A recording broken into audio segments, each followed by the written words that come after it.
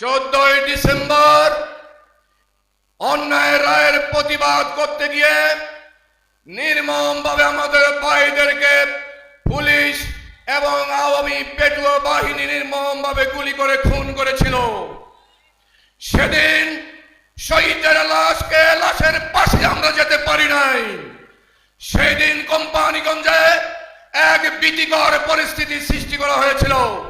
ওসির নেতৃত্বে Companiganj model school KG সরাসরি কেরোসিন ঢেলে ওই স্কুলের গায়ে সেদিন আগুন ধরিয়ে দেওয়া হয়েছিল।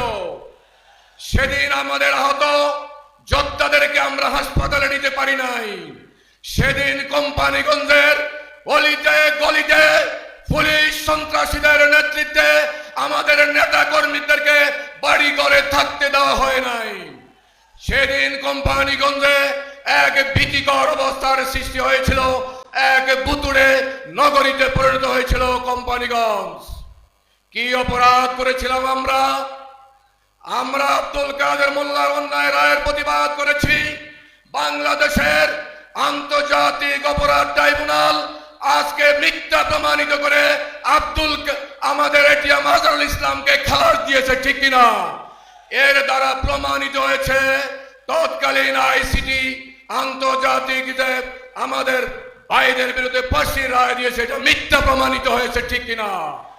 যারা শাহাদাত বরণ করেছেন তাদের প্রত্যাশা কি ছিল? আজকে শহীদ পরিবারের প্রত্যাশা কি? এই কোম্পানিগঞ্জ কবিরহাট অশ্বদিয়া নাজপুরে আগামী দিনে শহীদদের প্রত্যাশা ন্যায় এবং ইনসাফ ভিত্তিক সমাজ প্রতিষ্ঠিত হবে, এটা শহীদরা দেখতে চেয়েছিলেন, ঠিক কিনা? আগামী দিনে লক্ষ লক্ষ বেকার যুবকের কর্মসংস্থান হোক, এটাই চেয়েছিল আমাদের শহীদরা। কোম্পানিগঞ্জে আজকে যে উন্নয়ন বঞ্চিত এলাকা, এই কোম্পানিগঞ্জের সন্ত্রাস চাঁদাবাজ মুক্ত ন্যায় এবং ইনসাফ ভিত্তিক সমাজ প্রতিষ্ঠার স্বপ্নে বিভোর ছিল আমাদের শহীদ ভাইয়েরা, ঠিক কিনা?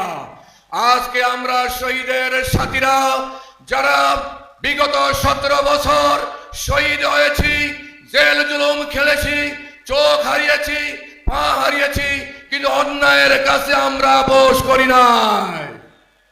আগামী দিনে ন্যায় এবং ইনসাফ প্রতিষ্ঠার জন্য আমাদের শহীদেরা যেভাবে বুক পেতে দিয়েছিল, বুলেট সামনে ছিল পিছনে ছিল না, আগামী দিনে একটি সুষ্ঠু অবাধ ও গ্রহণযোগ্য নির্বাচনের জন্য প্রশাসন আজকে শতভাগ নিরপেক্ষ ভূমিকা পালনের আমরা আহ্বান জানাচ্ছি। কোন রকম ষড়যন্ত্র চক্রান্ত টাকার খেলা দিয়ে এই শহীদি জনপদে ন্যায় এবং ইনসাফ ভিত্তিক সমাজ প্রতিষ্ঠার এই আন্দোলনকে কেউ ব্যাহত করতে পারবে না।